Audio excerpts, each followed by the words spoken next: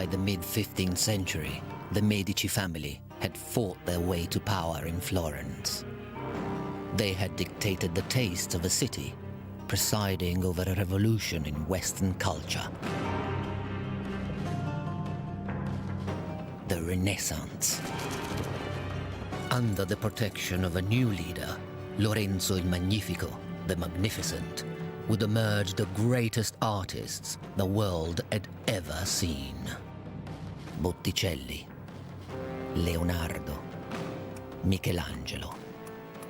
But behind the glory lay violence.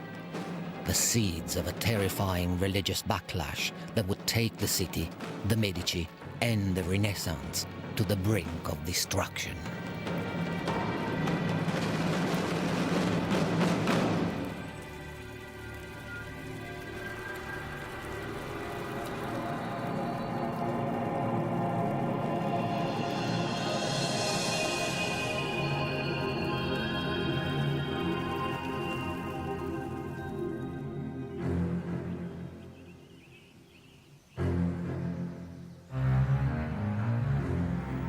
August 1466, the most powerful family in Florence, the Medici, were in danger.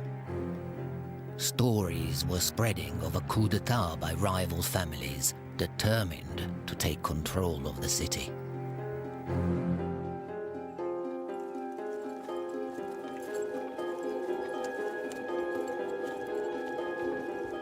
Recalled from their country retreat, the Medici began the journey back to Florence.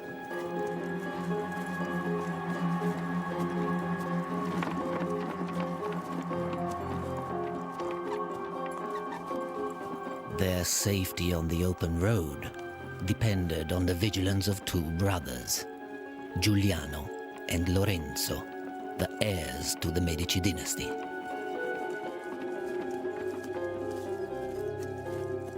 As the elder son, Lorenzo rode on ahead to ensure safe passage for their father.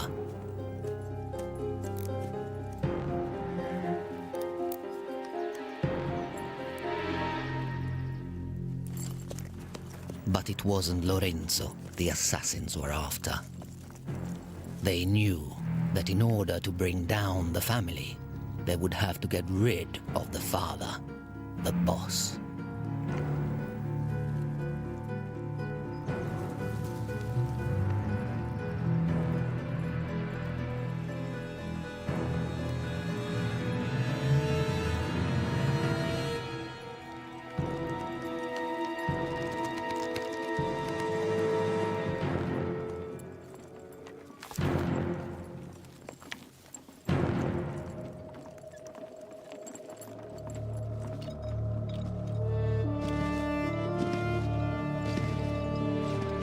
Lorenzo's quick thinking had saved the family from disaster. And the Medici retained control over the political and financial empire built by Lorenzo's grandfather. But this legacy had come at a price. The Medici and their followers have generated a tremendous amount of animosity in the old citizen class. So the city is full of hostility and resentment against the Medici.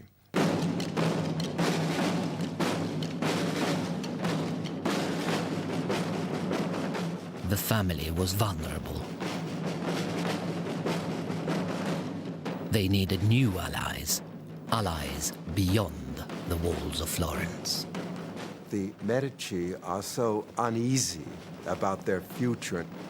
They realize that their position in Florence is somewhat perilous. They therefore need the backing of military families outside of Florence. And for the first time in the history of the Medici family, they actually go outside the city for a spouse.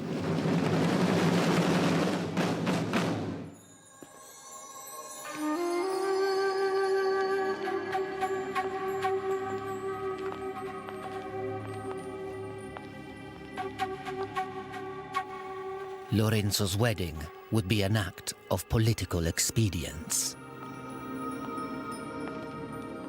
The marriage is very important because it establishes links between a Florentine mercantile family and one of the most powerful families of the Roman aristocracy. So it's a form of ennoblement of the family.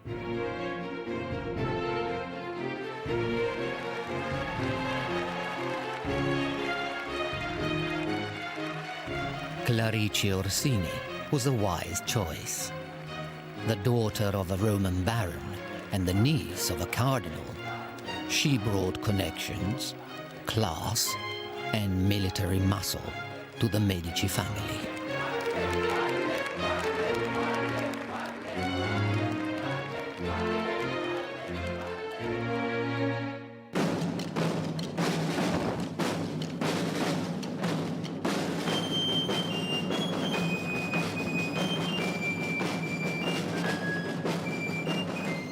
The wedding was celebrated with 5 magnificent banquets. For friends of the Medici, this was the dawn of a vibrant new era.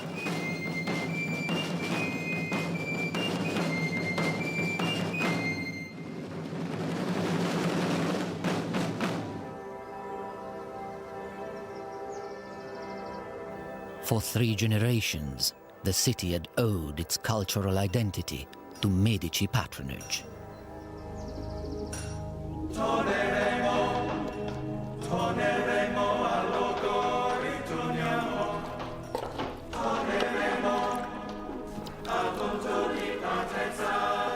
Florence had become a cultural factory in which artists competed for the next great commission. For the workshops of the city, business had never been better. The scene in one of these places must have been extraordinary, absolute chaos. You'd have patrons running in and out, looking at work that was in progress, commissioning new works, people mixing colours in the corner, chipping away at blocks in another, casting. People would be casting bronzes in another corner. Probably the master artist would be negotiating some of the deal, so he'd be dealing with papers in one corner, looking at people's work, scrapping it, saying he likes that, don't like that, try it like this. It would have just been organised, creative brilliance and confusion, but very sweaty, very dirty, very messy.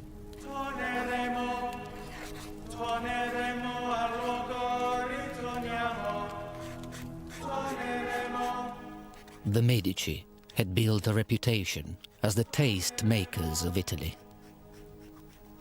They had already discovered a gifted young artist who was exploring a radical new style of art.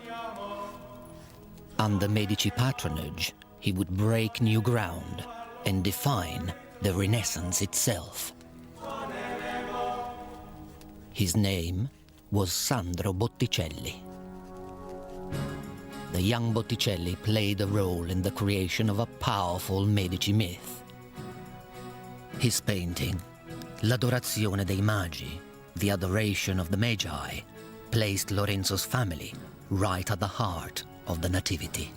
The painting glorified Lorenzo's father, his brother, and Lorenzo himself. But it also featured a self-portrait.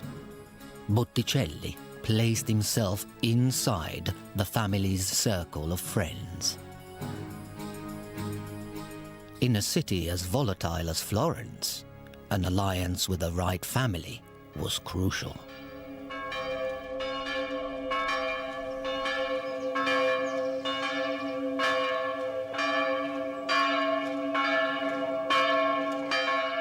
In 1469, the Medici faced uncertainty once again. Within weeks of the wedding, Lorenzo and Giuliano's father finally succumbed to his illness.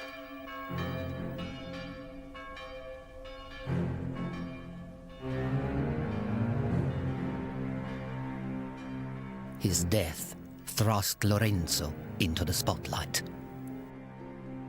the principal men of the city came to our house to console us and encourage me to take on the care of the state, as my father and grandfather had done.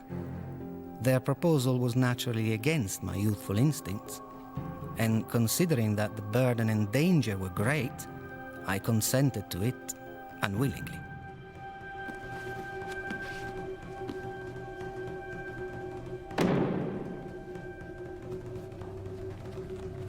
It's an immense moment where he becomes the first citizen of Florence. He is the main man. I don't think he really wants to be. I think he has to be because he's very much on a European, even a global stage. He has to be seen to take control.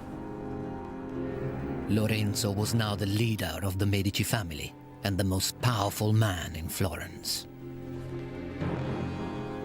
He inherits the leadership and he becomes the godfather of the Florentine people, the maestro della bottega, the boss of the shop. And it's arguable that all Florence is Lorenzo's shop.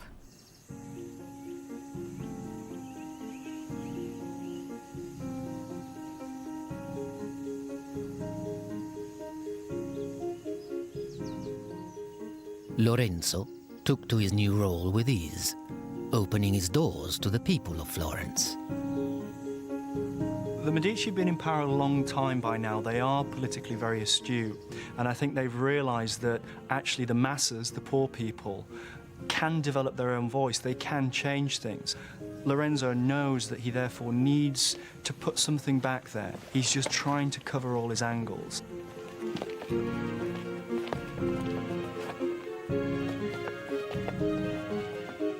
In exchange for whatever they could afford, Lorenzo offered help to the ordinary people of Tuscany.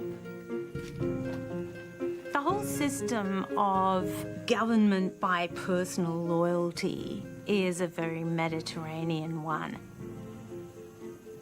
It's very like the system by which the mafia ruled southern Italy for many centuries. This is a very face-to-face society in which government is distant, whereas the man who wields the authority is the reality. A network of mutual favors soon spread across Tuscany. These were the friends of friends, gli amici degli amici.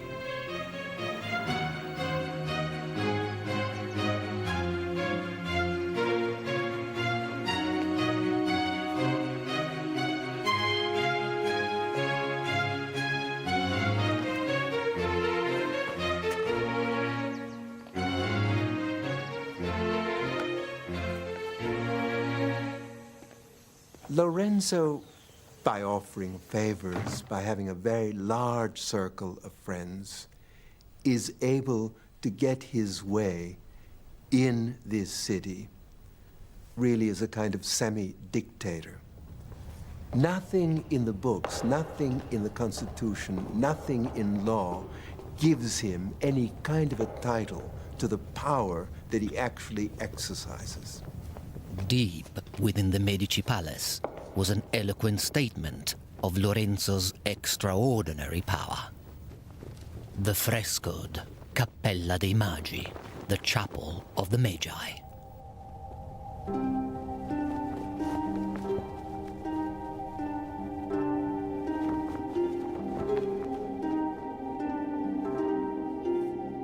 Spread across all four walls, parading through the hills of Tuscany, were 3 generations of the Medici family. Surrounding the family, hundreds of their loyal friends and followers. Among them, princes and kings from across the seas, and the most exotic creatures that Florence had ever seen. The Medici Palace Chapel is like a little casket of jewels in the center of this huge stony palace. It's gleaming and glistening with applied gold, with iridescent colors. The Medici family, their allies, and amici were shown taking part in the biblical procession of the Magi. The message was clear.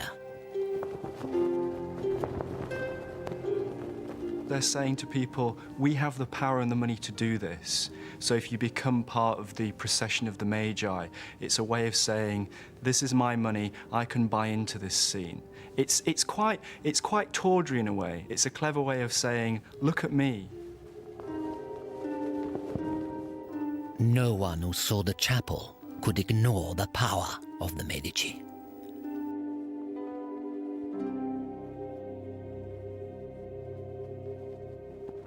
Lorenzo had been born into great privilege, but he had also been brought up a scholar.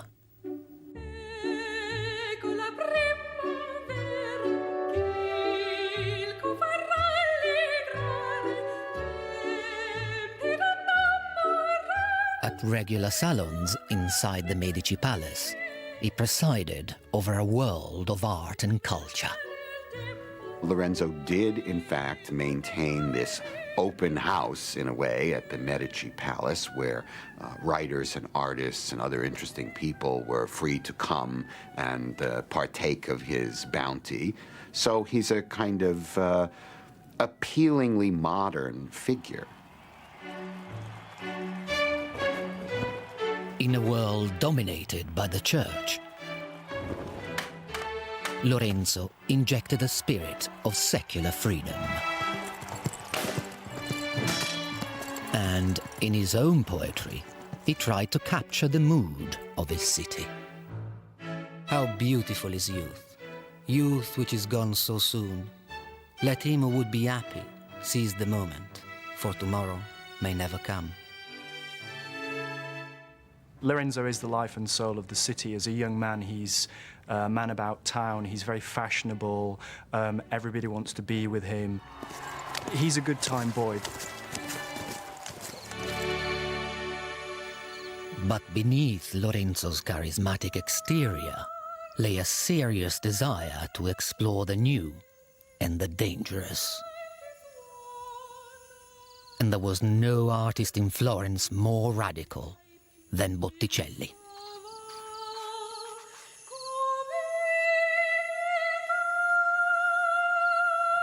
Botticelli made his bread and butter, like many other artists, working on religious projects. But I think his heart was in any subject matter other than Jesus. The sort of thing that would allow free rein for this new spirit, which Lorenzo de' Medici certainly encouraged in Florence as a whole. Under the protection of the Medici, Botticelli created an entirely new kind of art. He called his work La Primavera, the spring. But it was neither portrait, icon, nor holy celebration.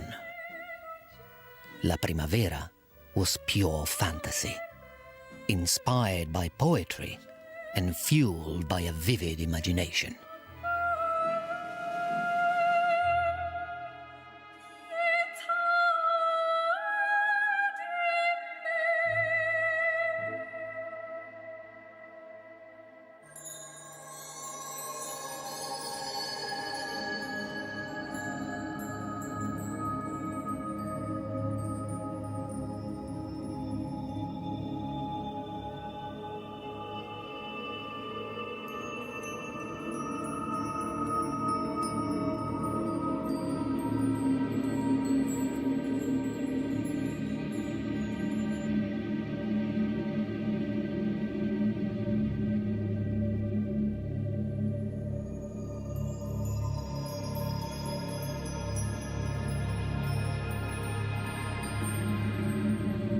Lorenzo lets Botticelli off the leash.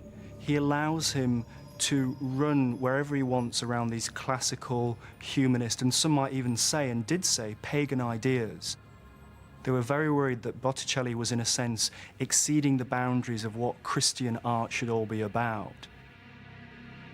Botticelli's painting showed Venus ancient goddess of beauty, celebrating the arrival of spring. It was a subject guaranteed to please his patron. Venus is the first creature of the pagan universe and therefore is associated to prosperity, eternal youth, fertility, and it suited perfectly the needs of the Medici at the time because it was the quintessential expression of this new golden age, a sort of rebirth of grandiosity of Florence under the auspices of the Medici. But as Lorenzo's world began to flourish, new threats to his future were emerging. There is a very mafia feel to what starts to happen around Lorenzo's time. Florence has always been about large, powerful families vying for control of territory, and this is very much what happens between the Medici and the Pazzi. The Pazzi were a rival banking family. Like the Medici, they ran their local neighborhood. The Pazzi are the second richest family in Florence. But they also have the advantage over the Medici of being an older, grander, more noble lineage. They had lots of knights in their background who went back to the 12th century, and they go on being knights in the 15th century, which the Medici never are. From the moment that Lorenzo takes power, he sees to it that they are kept out of leading office in Florence. Marginalized by Lorenzo's command over the city, the Pazzi decided to take matters into their own hands.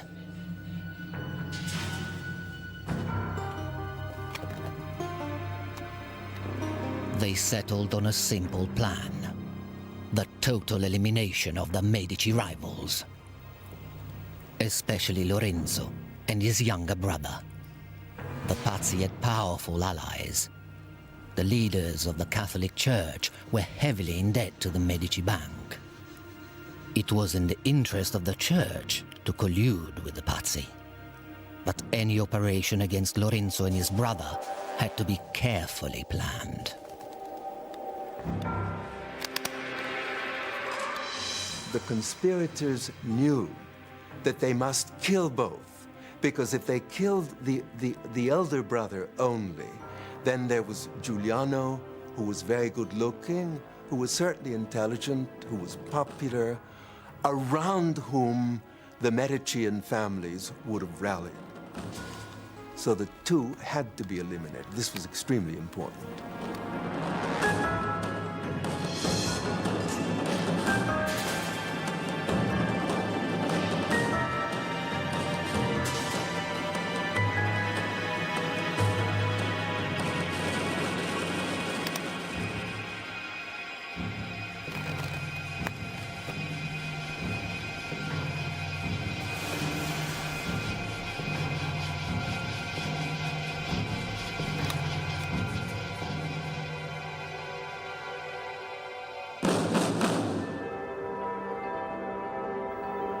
As rumors of the conspiracy spread, a new plot was hatched.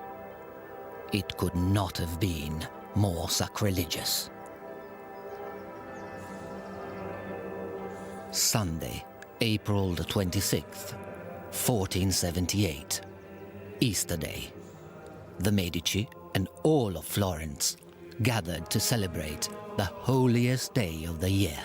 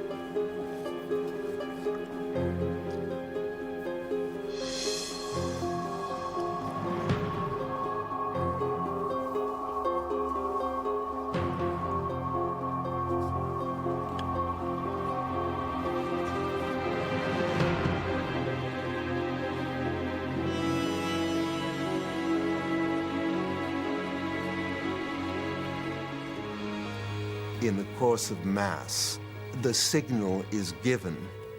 Both men were in the cathedral at the same time, so that seemed to be the moment to do it.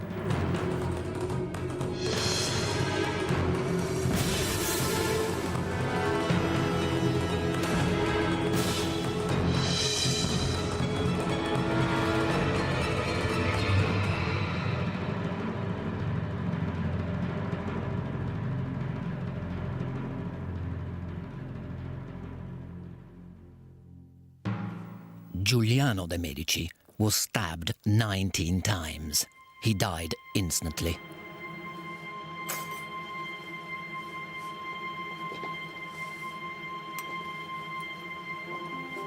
But Lorenzo was unaccounted for.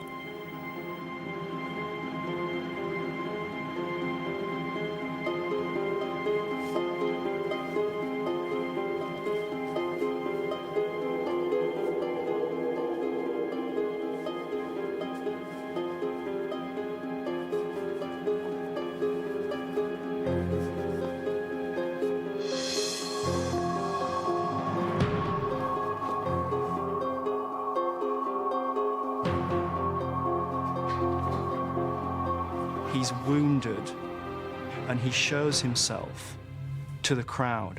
It's a way of saying, we're still here, we're still alive. And as soon as that happens, then the Medici is still in business.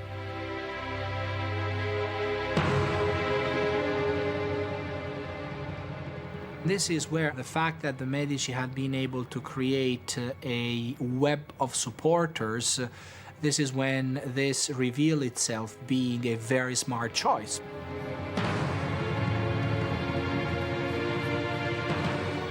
The plotters realize that the game is up. The supporters of Medici were in such rage over what had happened that they were simply ready to kill at will.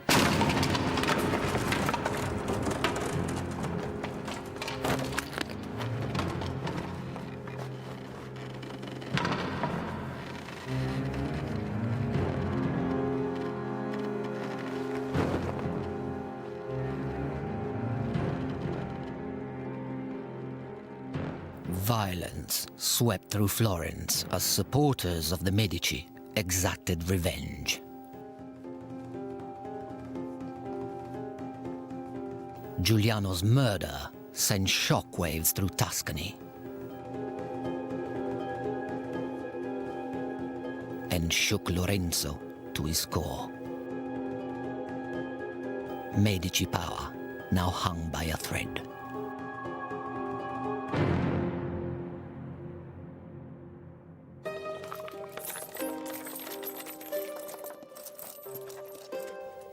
Before long, Lorenzo heard that the Pope himself had ordered troops to wipe out the Medici once and for all. Lorenzo had to act.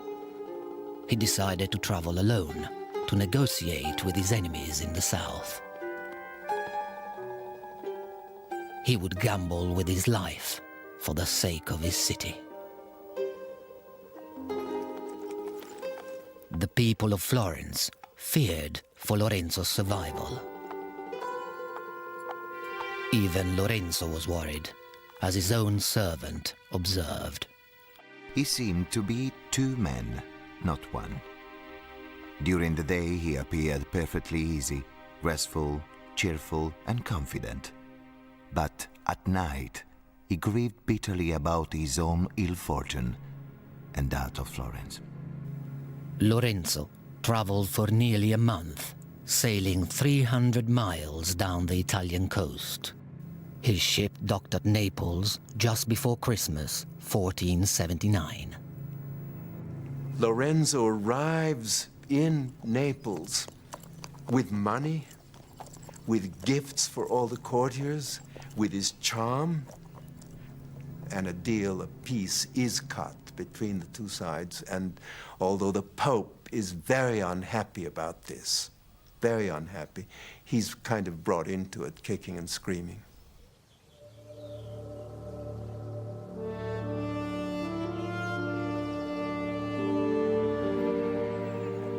The enemy troops were called off. With personal charm, political skill, and hard cash, Lorenzo de' Medici had saved Florence from destruction.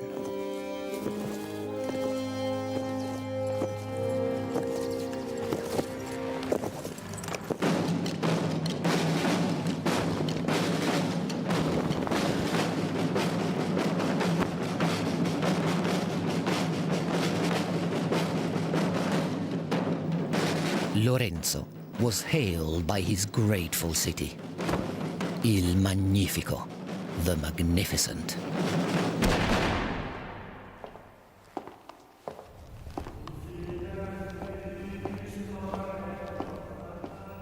But Lorenzo's experiences had changed him. With new resolve, Lorenzo worked to protect the future of the Medici dynasty. He adopted the illegitimate son of his murdered brother. The Medici needed all the heirs they could get. And he took over the city government, declaring that all legislation required his approval. With Florence now under his personal control, Lorenzo would use his power and wealth to magnificent effect.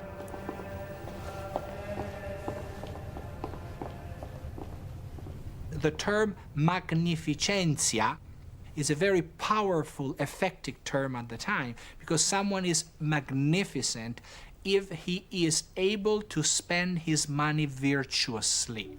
And patronage is the best way to do it. Lorenzo's word alone could make or break an artistic career.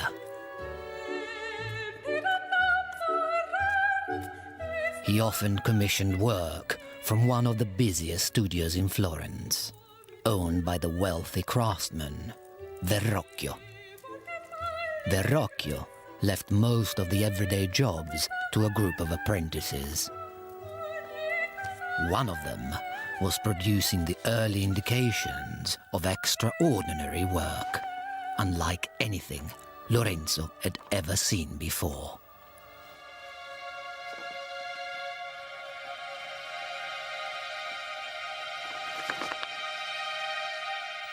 He was an artist who would take the world apart in order to see how it worked.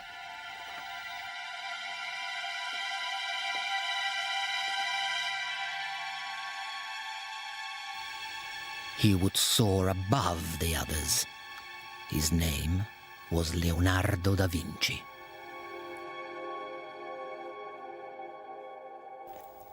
Even at this formative stage, Leonardo's talent was impossible to ignore. Il battesimo di Gesù, the baptism of Christ, was the work of several artists. But Leonardo painted his angel in vibrant oils, a radical and untried technique. His work so impressed Verrocchio that the old man was said to have given up painting for good.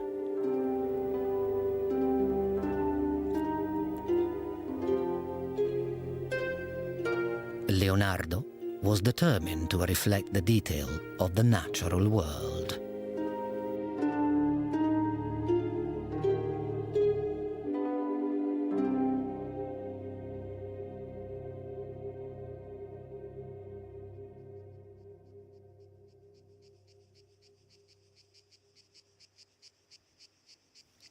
But in the battle for Medici patronage, Leonardo's rival was raising the stakes.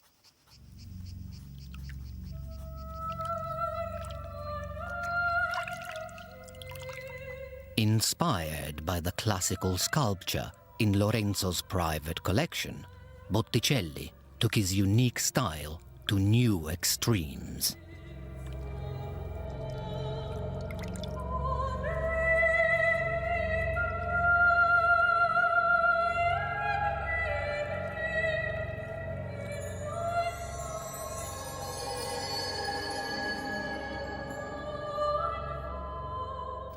The birth of Venus was unlike any other painting of its time.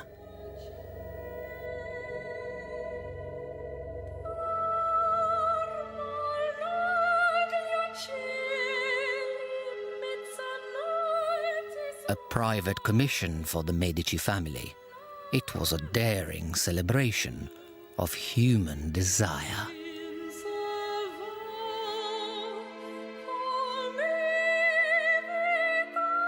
The works that Botticelli is best known for are these pagan mythologies, bringing back to life goddesses like Venus, who are being celebrated as, frankly, the goddess of Eros and fertility and reproduction, and there's no apology in Botticelli's pictures for the glorification of the physical world and the physical passions.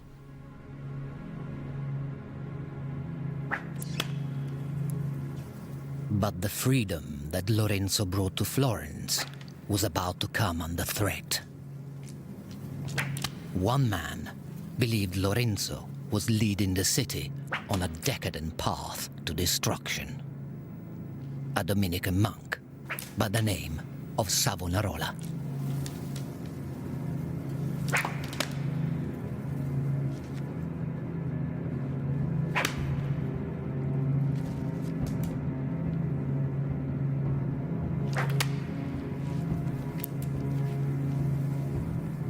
Savonarola had a kind of one-note personality. The only thing you ever hear about him is moralizing fanaticism.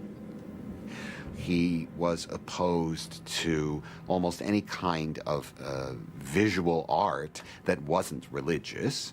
If it had nudes in it, it was lascivious and likely to lead to sin. He took a dim view of just about everything that happened that wasn't entirely dedicated to a very traditional notion of religion. He wrote furious diatribes to his father. I cannot endure the evil doing of the heedless people of Italy. I must fight with all my strength to stop the devil from jumping onto my shoulders. Savonarola's disgust became an obsession. The liberties of Lorenzo's Renaissance city offended Savonarola to his core.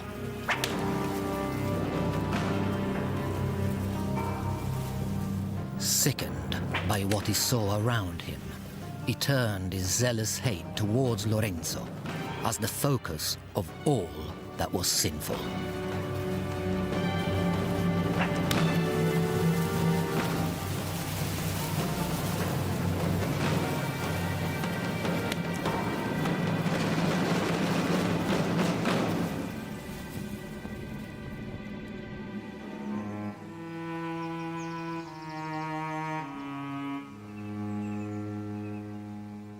On July the 29th, 1487, tragedy struck the Medici family. Lorenzo's wife, Clarice, died suddenly from tuberculosis. She was only 34. Lorenzo lamented the loss of those closest to him.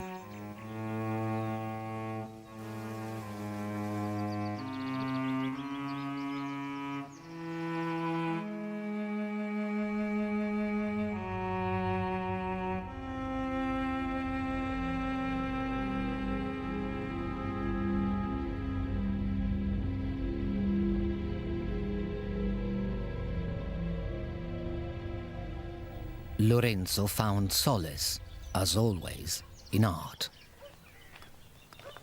In 1488, he established the first art school in history, providing classical sculptures for study from his own precious collection. Here, he spotted a precocious young talent who was working with marble for the first time.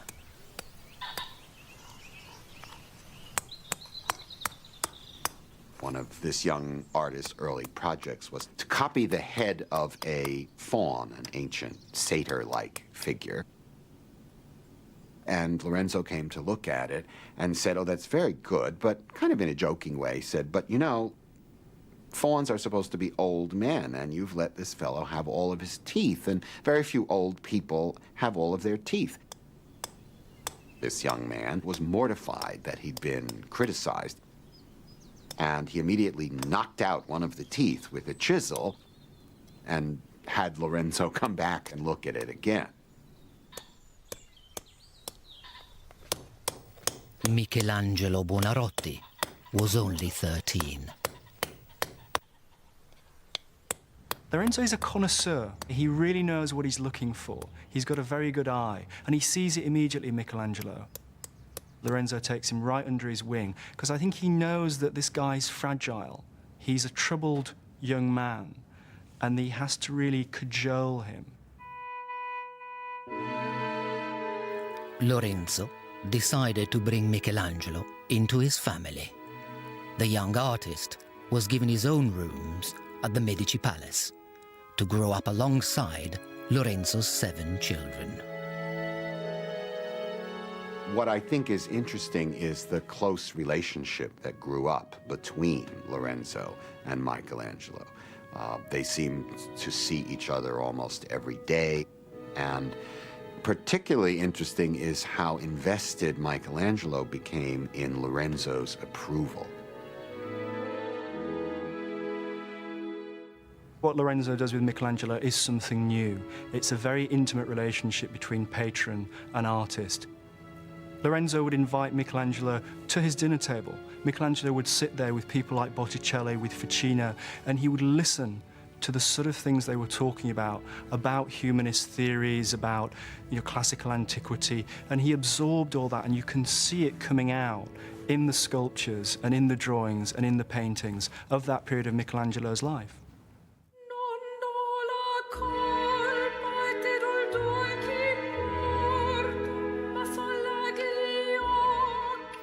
As the young Michelangelo learned his craft, his talent was pulled in 2 different directions. He applied himself to traditional religious subjects with great devotion, but he was increasingly drawn to the raw drama of the classical legends he heard at home.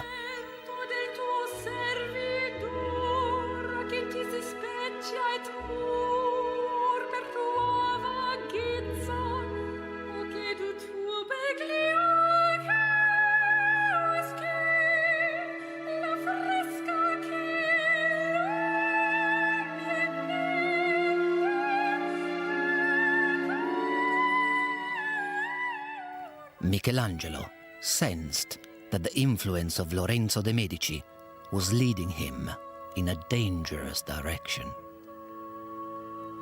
And he was not alone. Savonarola had found an audience for his beliefs.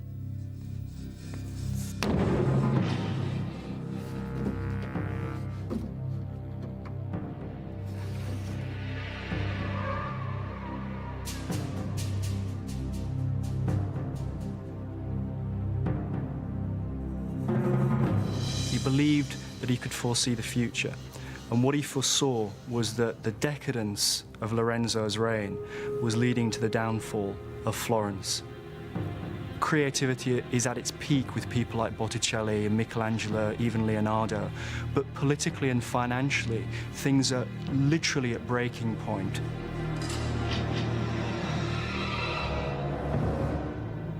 Florence was split down the middle between the people who wanted a kind of elegant, intellectual, secular lifestyle, and the people who felt that Savonarola was making a good point, that the society had gone off the track in this new direction. Under Lorenzo, Florence had reached new heights of culture and sophistication. But swept up in the excitement, Lorenzo had loosened his grip on the family business.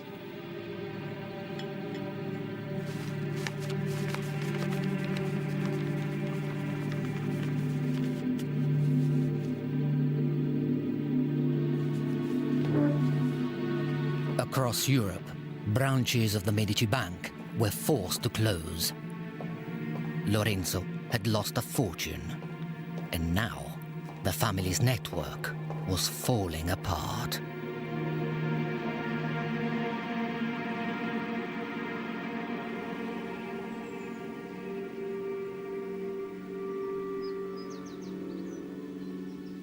they stopped coming through for the friends. Their whole power depended upon being godfathers, upon maintaining this circle of loyal followers to whom they had obligations and who could reasonably expect their obligations to be fulfilled. There were more people asking for favors than favors to be distributed. And inevitably, some people went away empty-handed and unsatisfied.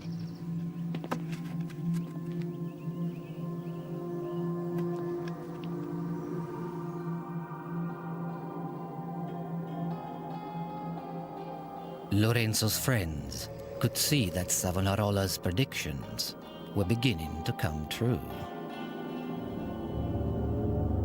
In 1492, Lorenzo fell seriously ill.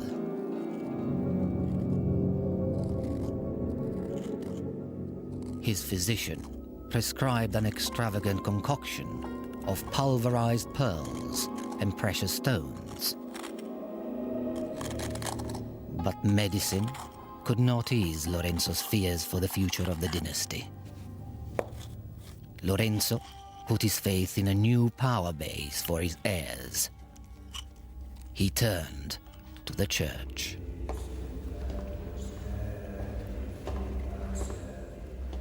At just 16, Giovanni de' Medici was already a cardinal. The position had cost Lorenzo a fortune he could barely afford.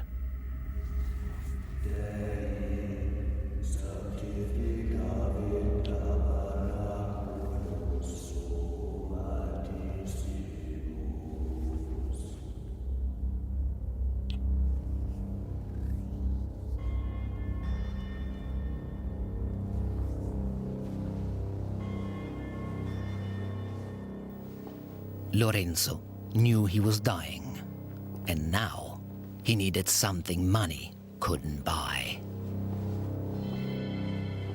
All of your writing about youth, all of your books in your library, and all of your authors writing about classical philosophy are not functional to the very ultimate thing that you need, which is the redemption from all of the sins you have committed. Fearing eternal damnation, Lorenzo called Savonarola to his deathbed, seeking absolution. But Savonarola's judgment was harsh. He damned Lorenzo.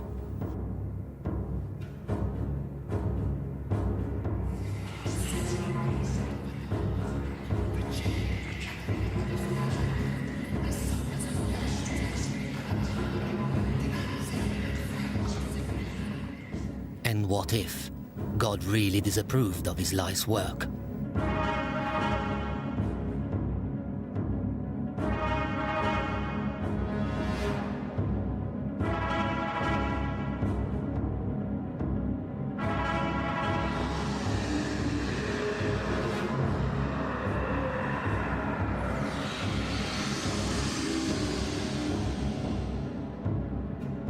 At the age of 43, Lorenzo died, fearing hell to his last breath.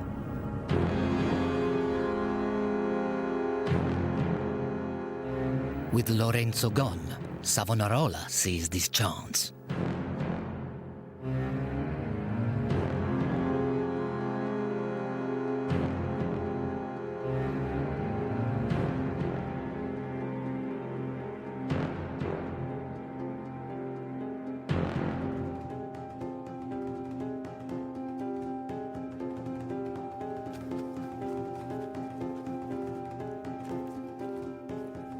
Even Botticelli was swept along.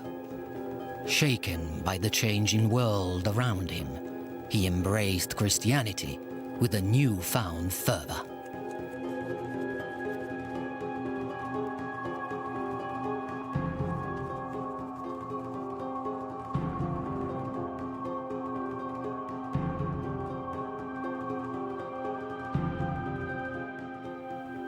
Botticelli did a number of paintings on rather apocalyptic religious themes that were suggested by the sermons of Savonarola. So clearly he was listening.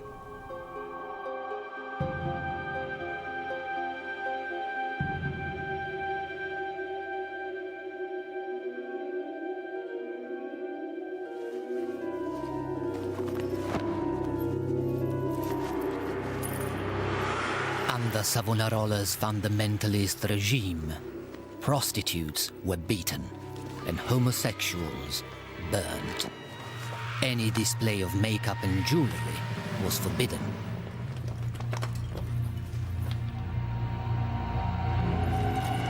And Savonarola's commands were enforced by gangs of militant youths.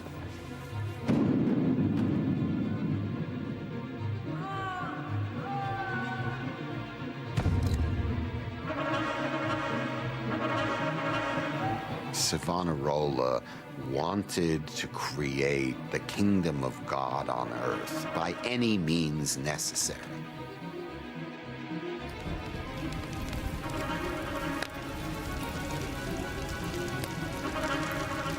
Savonarola organized an enormous public burning.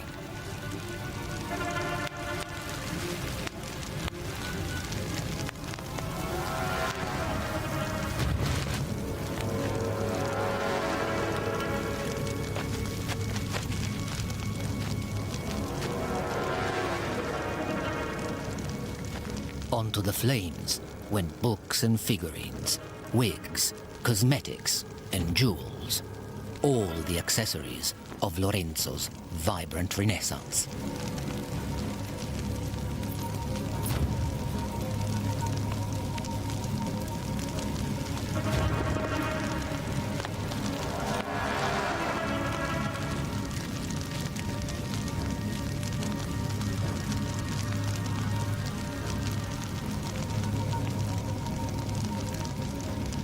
Now, even Botticelli, for fear of damnation, joined the frenzy of destruction.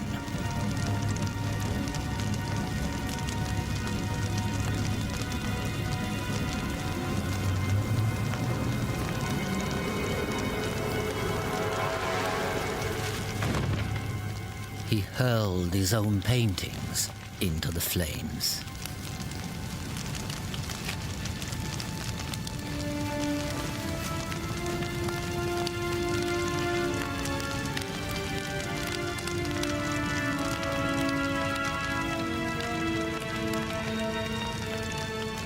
The Inferno would become known as the Bonfire of the Vanities.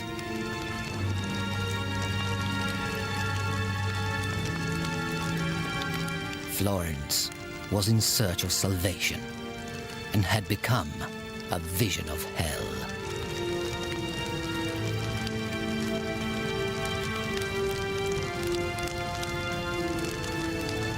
Was the Renaissance itself going up in smoke?